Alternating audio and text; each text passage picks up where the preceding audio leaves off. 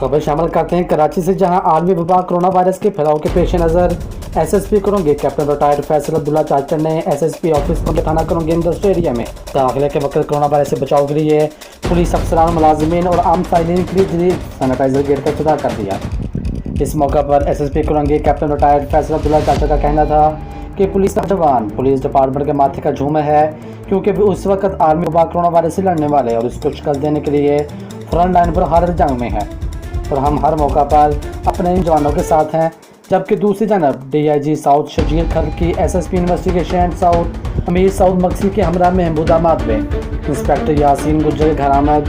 Inspector Yasin Gujjar corona virus के मर्ज से सेहतियाब होकर अपने घर पहुँचने वाले सिंध पुलिस के पहले एहलकार हैं। डीआईजी साउथ ने यासीन गुज्जर की इयादत की, फूलों का गुलदस्ता और मिठाई भी पेश की और इस बात का अज़म किया कि यासीन गुज्जर की मुकम्मल सेहत तक पुलिस की जानब से हर मुमकिन फराहम किया जाएगा। इस मौका पर उनका दुआ करते हुए कहना था कि अल्लाह ताला हम सबको इस वबाई मरज से निजात अता फरमाए। के लिए देखते रहिए पासवान ड्यूटी। आप फेसबुक और यूट्यूब पर भी फॉलो कर सकते हैं।